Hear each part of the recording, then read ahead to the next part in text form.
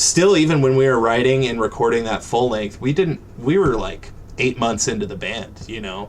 We were still like figuring out what we wanted to sound like.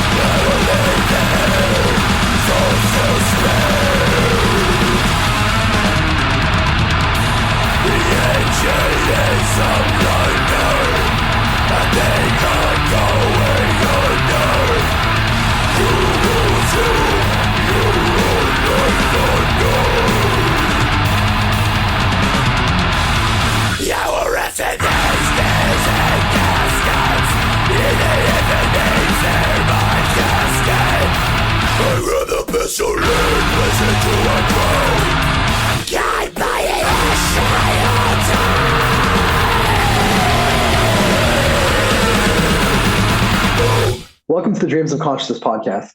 If the two of you would be so kind, would you mind introducing yourselves? My name is Theo Spence. I do vocals in Rank and File. And my name is Matt Oien, and I play guitar in Rank and File. Gentlemen, welcome. Thank you for joining me. Thanks for having us. Please tell me what Rank and File is. How would you describe the music you make? Rank and File is a death grind band. So the music that we make sounds like a grindcore band mixed with a death metal band. I would say we have a punk attitude as well as far as our ethos goes and what we stand for. And a lot of that transfers into the music as well, but death grind is a very good bubble that it all goes into. Yeah. I think grindcore that's kind of what's great about it, is it's like metal music with sort of a punk attitude. Yeah. And a lot of crossover in those areas. And as far as the death metal side of your sound goes, is there any specific sound that you draw influence from, or maybe a specific country? I would say that we draw influence from a certain rotten sound, one might say. That's more of a grind band, but as far as death metal goes, like the old school Swedish stuff, like Dismember, Entombed, a lot of that like groove is definitely prevalent in our songwriting and music. Groove in the guitar tone as well, right? Correct, yeah. We definitely love our HM2s. Sorry, Theo, what were you about to say? I was going to make a joke about how we like HM2s. They just sound so fucking gnarly, you know? Yeah, I have like 15 variants of HM2s, and I make guitar pedals on the side, and I've made my own HM2 versions for people in other bands, and it's just, I've been obsessed with it ever since I heard it. Yeah, ditto. I'm in my 40s now, my mid-40s, and so it was about 30 years ago that I heard Clandestine for the first time. And there's just something about that guitar tone, right? Like, it's just so, you described it as rotten, it sounds broken. Yeah. It sounds like somebody trying to claw your ears out. Yeah, and like when it first came out, it was so groundbreaking. Like, there wasn't any bands that sounded like that. And then all of a sudden this chainsaw just comes in through the middle of your speakers, and you don't really know what to think of it at first. And now it's been like polished and refined and all that stuff, and it's still intriguing today, even after all these years to me. Yeah. I mean, it's got a lot of personality to it. As far as like, and we can speak about your recording in more detail, but as far as recording goes, it can be a tricky sound to capture, right? Yeah, because you're occupying a high mid frequency. I'm gonna get real nerdy. I hope that's okay with you. That's you got the wrong guy. You're occupying a high mid frequency that also hogs a lot of space with other instruments. So when you're really diming that sound, you have to EQ all other sounds on your record a little bit more differently than you would, and kind of make that shine more than you would on your average guitar tone. Yeah. As far as the different pedals that you use, are there any of the modern variants that you prefer, or that you think are as good as, or better than the original HM2? There's a lot that are, I think, better is a, I don't know, it's a double-edged sword to use, because the original was so iconic, and it carved a path for others Right. to branch off of. And now you have pedals that can dial in the low mids, the high mids, the treble, and I prefer those versions because you can really focus in on where you want that chainsaw to plow through. And Clean blend. yeah, and clean blends as well. You can mix with, there's pedals that let you mix with other distortions. I really like the ones that I use. I use a Blackhawk Heimdall and a Blackhawk Sauron for my live rig. I really like bare amps, heavier metal. I like the stuff that Abominable did with the HM2 blend knob. I know Theo has one. I have one. He only did them for like a year back in 2020, and he said they were too hard to make, so he stopped. There's all sorts of one knobs that are cool, but for me personally, I use Blackhawk amplifiers, pedals, and I also build them. So, little plug there. So, guys, would you mind telling me about the origins of Rank and Vile and what your intentions were when you first put the band together? I met Theo years ago when I was playing in a melodic progressive death metal band. Theo was playing in a melodic progressive death metal band, and we played shows together in those respective bands. And we would talk pretty frequently about other music we would listen to, and there was other bands in the area. You know, when you play in bands in any region, you get to know a ton of people, and eventually all of those bands kind of settled down and weren't very active, and I wasn't playing in a band. I sold a lot of my equipment, and one day I was just listening to Black Breath, and I was like, damn, I really want to be in a band that's kind of like this. I want to pursue this kind of sound, the HM2s, the groove, all of that. And I listened to a lot of European grind too, like Rotten Sound and Gadget and Nazem, stuff like that really drives me to be creative. And so I actually reached out to our bass player first, because I know he loves that kind of music, and he wasn't active. And I was like, let's start something up. And right after that conversation, I bought a bunch of gear, and I posted a picture of the amp that I bought on Facebook, and the drummer that we have right now texted me or messaged me or commented on the picture and was like, dude, that's sick, let's get together and jam sometime. And literally that's how we got together the first time, was just us three in the basement. And then the next time we met up, I convinced Theo to come along and not play guitar in a band for once and just be the vocalist. And it's been Well, like that I was since. asked to play guitar. Really? I forgot. You don't remember that? Yeah, no. I mean, that was part of the consideration at first, but I thought it would be fun to just, because my previous project just called Velaras, VELARAAS. You can find it on all streaming services. We just released our second album, Pantheon, a few months back. Great record. Highly recommend it. It is a great record. But the band had been kind of on hiatus, but I still had that sort of in my number one spot as my primary project. So I didn't really want to commit to something that required a whole bunch of time, songwriting and doing that sort of stuff and keeping up with guitar parts and whatnot. So I was like, well, why don't I just come and do vocals? And that'll give me a chance to really work on fleshing out my vocal skills, and I can just ham it up and have a good time and just figure out, see what it's like to just be a frontman. So that sounded like fun. So I just came on board doing that. And Matt said he would write all the lyrics, and he still does. So that makes things nice and easy for me. Yeah. And then, so shortly after you joined, did we stop searching for a second guitar player, and we were just like, nah, let's just keep it a 4-piece? Yeah, and that was, I think, when you started pursuing the whole stereo rig idea. Oh, yeah, okay. Yeah. And it's just like, I can fucking handle it myself. Yeah. Big And tough you guy do. over here. Yeah, I tried. Yeah. Yeah, that's the origins, I guess. Yeah. So, how long did it take for you guys to finish working on those songs on that first demo EP, Chameleon Bastard?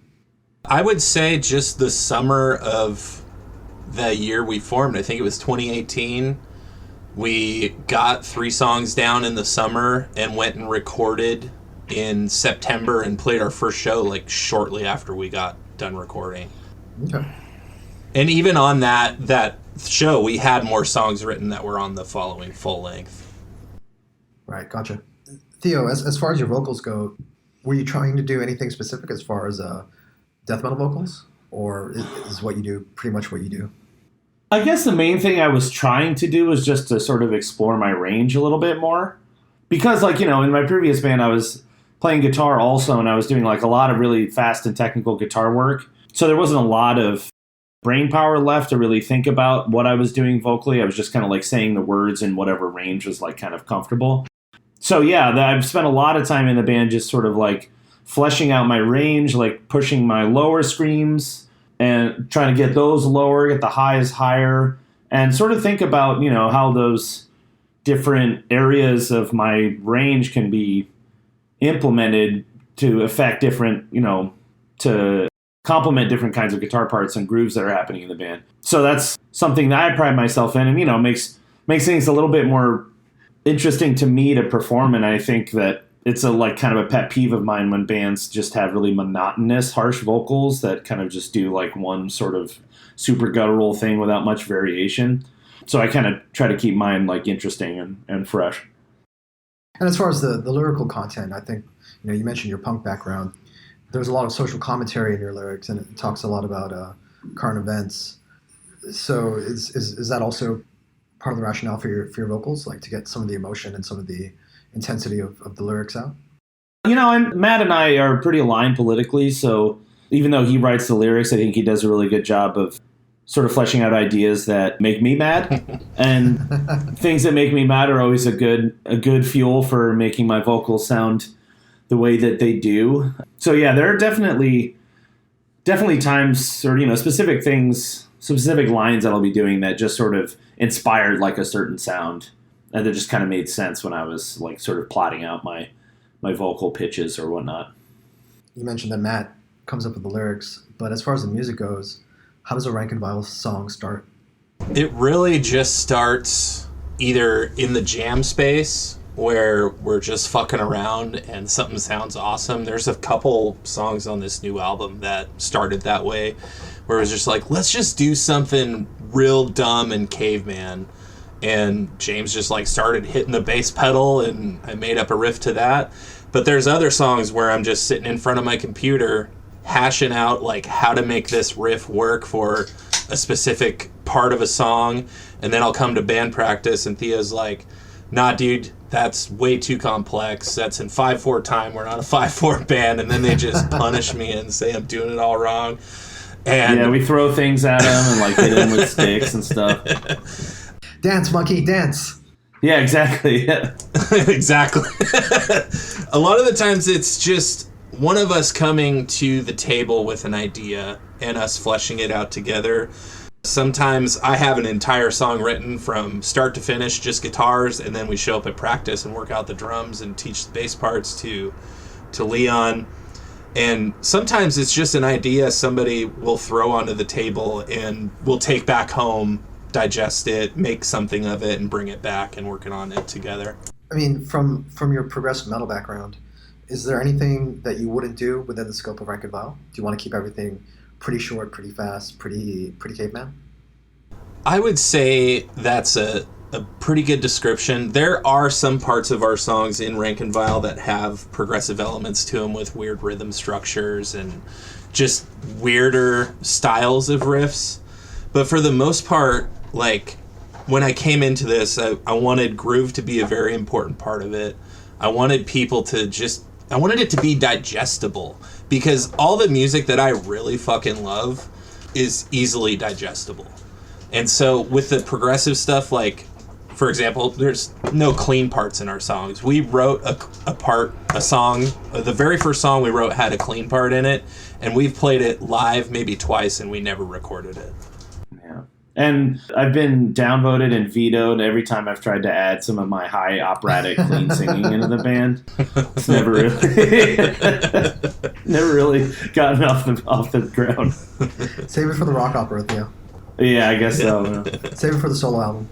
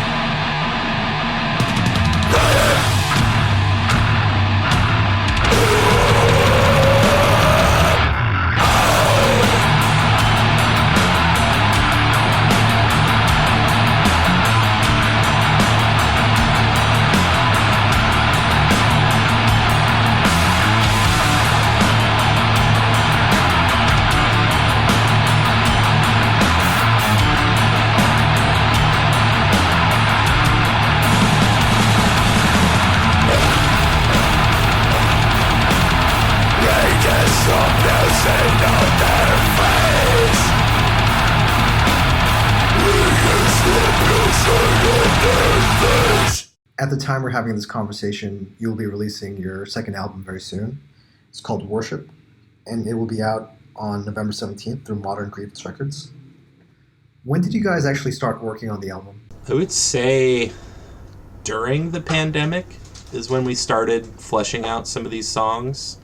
We had a tour planned for summer of 2020 with Invertebrate out of Sacramento, and as soon as February hit, we kind of stopped planning for that tour and instead started planning on writing songs. And we practice in our bass player's basement.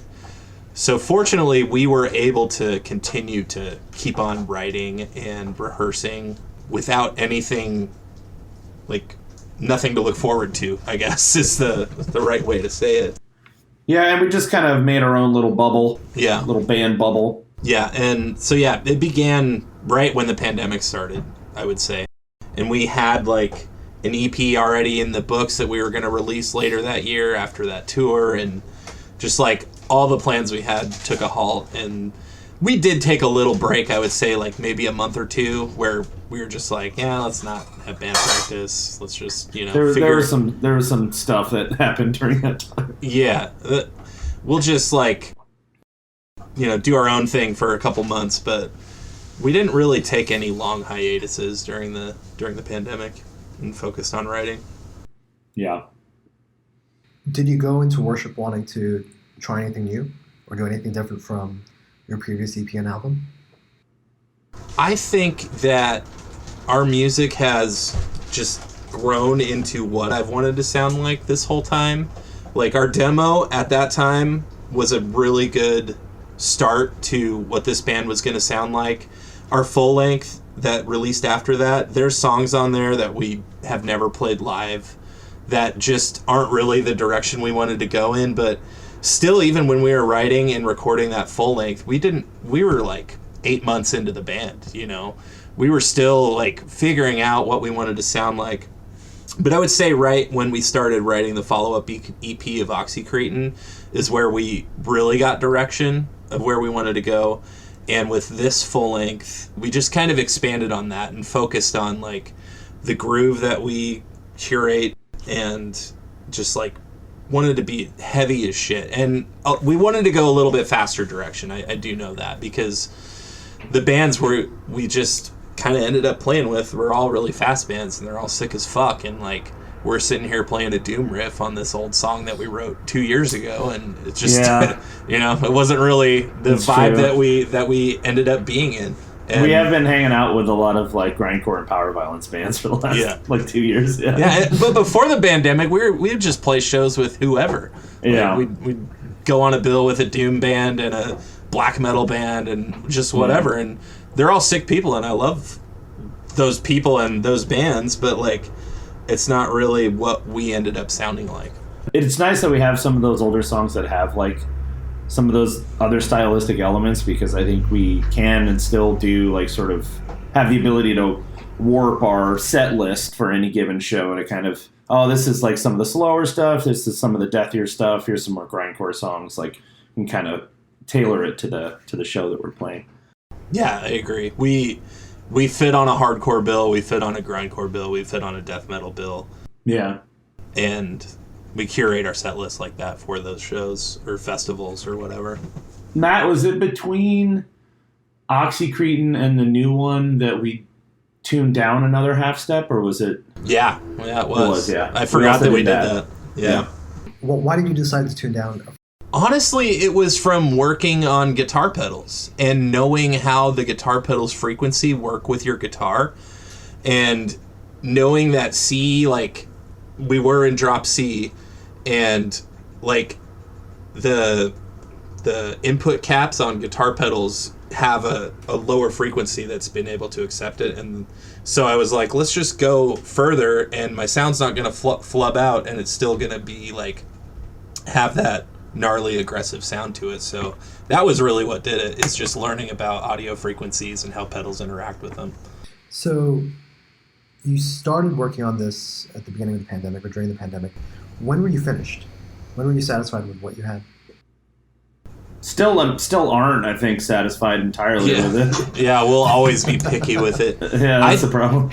I literally think we got done writing our last song of this record like a week or two before we went into the studio, which was August of 2022, I think. We recorded last year, right, Theo? Yeah. Yeah. Totally. I don't know. So it was a long writing process. Where did you track the drums, and where did you track the rest of the performances? We recorded the drums at Howlett Halls in Portland, which is a restored library, I think. Right? I think like school library, something like that. Yeah. It's pretty cool. They have like a really big main room. We recorded with our friend Connor, who did the drum engineering. And then we did all the guitars and vocals with Leon Del Muerte at Beastman Audio in Portland. Leon's a great guy. He's been in a lot of amazing bands and is doing some really great studio work these days. So happy to get to work with him, and he did a super tremendous job on it. Yeah, and we recorded every single other thing with Fester, who does also amazing work. Yeah, but shout out to Fester for sure. Yeah, the recording space, we wanted to mix it up. We wanted to have a bigger room. We wanted to have access to, more amps, more, whatever. We wanted it to be kind of limitless in a sense of what we could do with this record, because we knew the songs that we had deserved more attention than the previous releases, and that's kind of why we chose a more grandiose recording experience. So we were speaking about some of the classic Swedish death metal bands and some of the newer bands like Black Breath. Leon, of course, was in Impaled, and I used to see Impaled back when I was in college, and I used to hear Leon soundcheck with the first song on Like an Ever-Flowing Stream. Nice. That Dismember song. Yeah. So I'm assuming like if you're doing a Swedish death metal inspired grind, somebody who's an Impaled and who is who's really influenced by that kind of stuff back in the day is somebody that was high on your radar? And that's how I looked at it too. I know that he was kind of newer into the recording process, or like, with the studio work and whatnot. But our bass player Leon knew Leon, and because both of their names are Leon, they met and found out that both of their names are Leon, and they've been friends since then. And it's also a local studio, which was nice for us. We didn't have to travel. And I saw Leon Del Muerte at one of our shows, and I was like, hey, we're actually going to be ready to record pretty soon, and I heard you were starting up a studio. What do we need to do to record with you? I think you do a great job achieving what we need to. Just instinctually, all the bands that he's been in since I was a teenager that I've listened to over the years, like, yeah, he knows what sounds good. And I had no doubt that he was going to make us sound good too, and he did. But he couldn't record drums. So that's kind of another reason why we pursued a different drum engineer for recording this record. So you recorded the drums with Connor, the guitars and the vocals with Leon, and then Leon mixed everything? Mixed and mastered, yeah. Mixed and mastered, okay. We went through several different mixes until we landed on the right one. And like the first one sounded fucking sick. And then it just kept on getting better and better as it went down. And then we did like a master, and we were like uploading to SoundCloud and shooting it to people and be like, yeah, we're going to release this pretty soon. Where do you think we should release it from? And then like once we were ready to actually release it, we were talking to Leon about, formats we're doing and all that stuff. And he's like, hold up, I just got all this new mastering signal stuff. Let's go ahead and pass it at another master. And then like it sounded even sicker the next time it goes. So there's like probably 7 variations of this album that we've listened to. And that took up the bulk of the time from writing to releasing, was reviewing mixes and masters. And a lot of that was procrastination on our end too. Like as soon as the gates lifted for COVID and we were done recording, we kind of hit the ground running and just put the release of this album on the back burner while we got festival offers and all that kind of stuff. Makes sense. As an engineer, what would you say Leon Del Muerte's approach is? His approach, he's not like very directive, like, no, you need to do this or you need to do that, but he's a great resource as far as how do we achieve this, and was able to offer tons of direction in that way, like as far as guitar tones go, effects used on vocals, all that kind of stuff. He wasn't like bossy, I guess. He was just there to be a part of the process and was stoked to be He's a collaborator. Yeah. So I'm not familiar with Fester. He's come up on the podcast before with a different band, but obviously Leon, decades of playing death metal and grindcore, in addition to being an engineer. Is it different working with a guy who's been so involved in this type of music? Theo? It's hard to say. I mean, like, Fester is someone who he has played in, and I think does play in bands still, and he has recorded a ton of bands of our ilk and similar like sort of death metal bands. So I think as far as like their like the experience that they brought to the process, I think both of them were comparable, but definitely had different styles of their own styles engineering wise. Like Fester, I think, tended to suggest things more. He would like be a little bit more proactive about throwing ideas out, whereas Leon, like Matt was saying, like was a great person to like bounce ideas off of and kind of be there as a second or third opinion on how he thought things should go if we were sort of at an impasse on something. But yeah, they both did tremendous work and were great to work with. Also, like, have nothing but good things to say about both of them. How would you compare the sound of the album in terms of the production to Redistribution of Flesh? I feel like it's a lot bigger. And with Redistribution of Flesh, you can really hear the HM2 tone more. But with this one, I feel like it's expanded upon and not such a focal point, which I really wanted to achieve. And like everything is just bigger sounding, I think. I would say the last one sounds a bit grittier overall, and the new one sounds maybe a little bit more polished, but not in like a sort of, overly sort of overproduced way. But like Matt says, it's bigger. You can hear the separation between things a lot more. But the last one has like sort of that kind of grimier sound to it, which I also enjoy. I mean, when we say polish, we mean like polishing the saw blade, right? Yes, yeah. Like the edges on this are a lot sharper. Yeah, this one will cut you more effectively. The other one might give you like tetanus. Either way, you're in bad shape, buddy.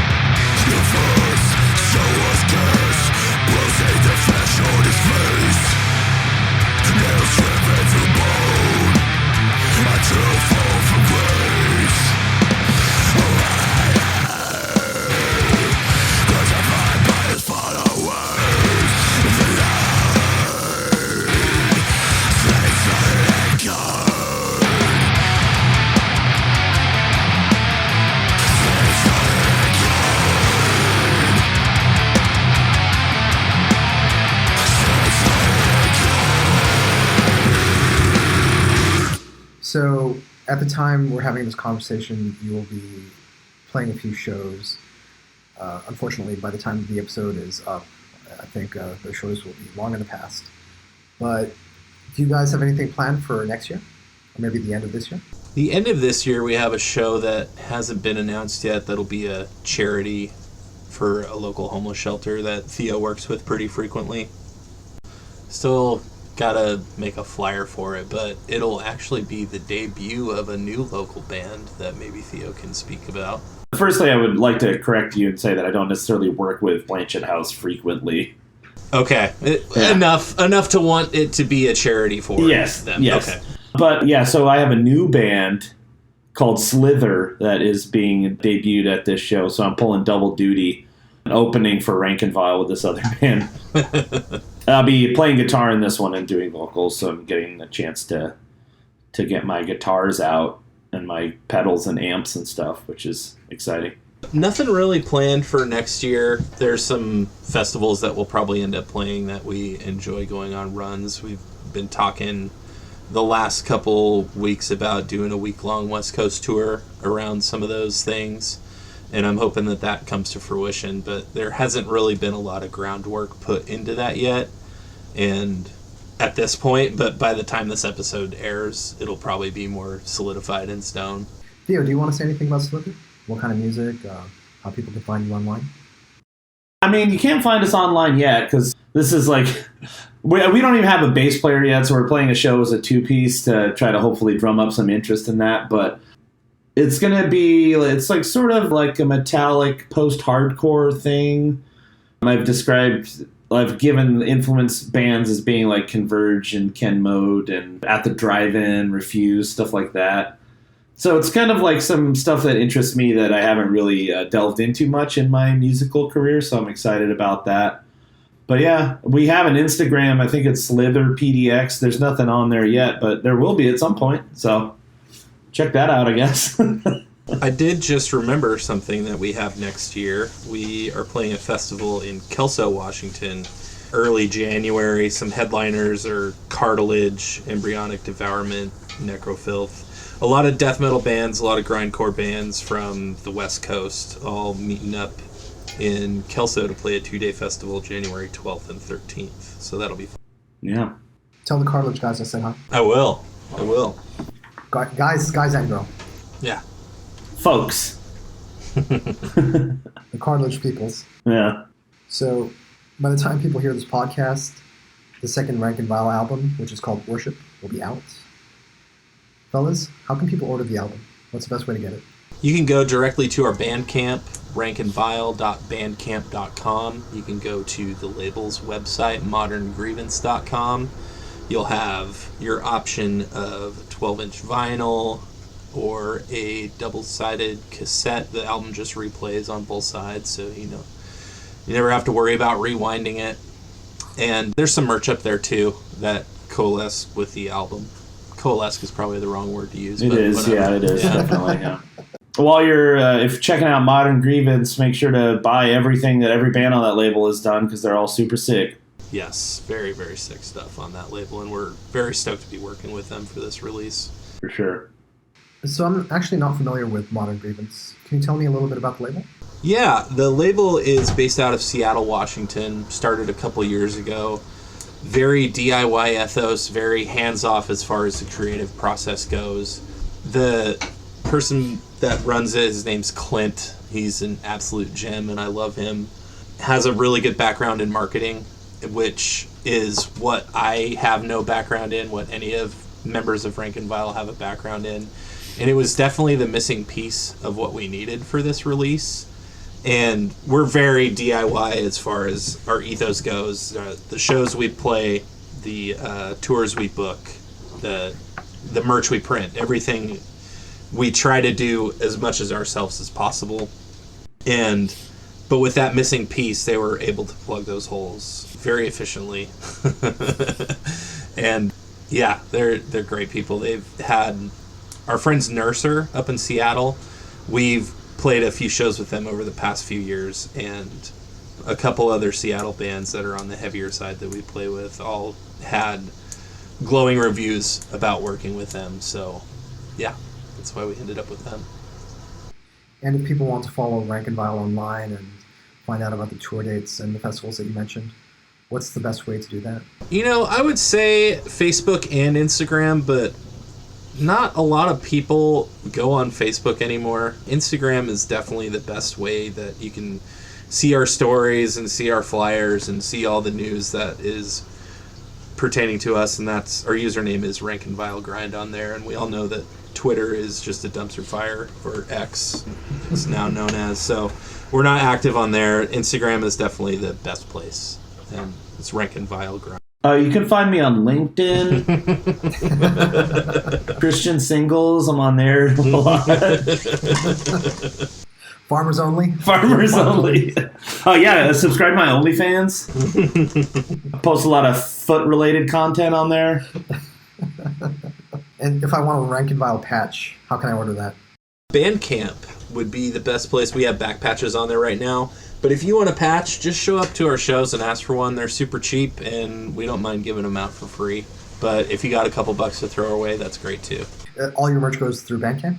All the merch goes through Bandcamp. Every once in a while, when we have a bunch of old stock of merch that just hasn't sold, like a couple oddball sizes, we'll throw up a Big Cartel web store, and that's rankandvilegrind.bigcartel.com. but it's not up right now. It goes up maybe once every 4 months or so just to clear out some old stock.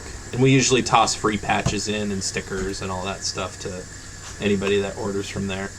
But if you want to know when we have those sales, you can follow our Instagram. So, Matt, you mentioned that you make custom pedals. Where can people find out about that? Yeah, I make pedals for Blackhawk amplifiers. That's BLACKHAWK. And that is at blackhawkamplifiers.bigcartel.com. And it's not my company. I just assemble pedals, and I have a lot of input on new designs and prototypes and all that stuff. It's owned by my friend Brooks, and he taught me everything I know about making pedals and designing circuits and all that kind of stuff, and I love it. And his products are sick, and you should get a pedal. The ones I use are the Heimdall and the Sauron, but there's a lot of products for everyone on there. There's noise gates, EQs, fuzzes, distortions, overdrives, synth gear, all sorts of stuff, and it's all great. Very cool. Great pedals. I use 2 of them on my board. Yeah. Oh, very cool. Yeah. Is there anything else you guys want to say? Free Palestine? Free Palestine, yeah. Yeah, could say that. Hopefully that's all solved by the time that this podcast airs. I'm sure it will be. I'm sure everyone will have put their weapons away and gone home. Yeah, and Lockheed Martin is folded. Yeah. Donald Trump will have been executed for high crimes and misdemeanors by then. You guys are going to get me investigated by the FBI. I think that's it, though. I mean, yeah, support other Pacific Northwest bands. Just to name a few off the top of my head: Magdalene, Dry Socket, Rat King, Nurser, Worth Nothing, Generation Decline, Volnir, Vitriol, Velaros. There's still that one in there. I have a million that I'm forgetting, but there's such an Narc. Throw Narc in there. They're from Utah, but good enough. There's so many amazing bands in our scene that we've met by being in this band, which is like one of the best things about it, is just being able to meet and become friends with so many amazing people. So yeah, check all those bands out. And thank you for your time, Adrian. That's something else I want to say. My pleasure. Absolutely. Always love growing out about death metal and grindcore. Hell yeah. Take care, guys. Thanks, man. Thank you again.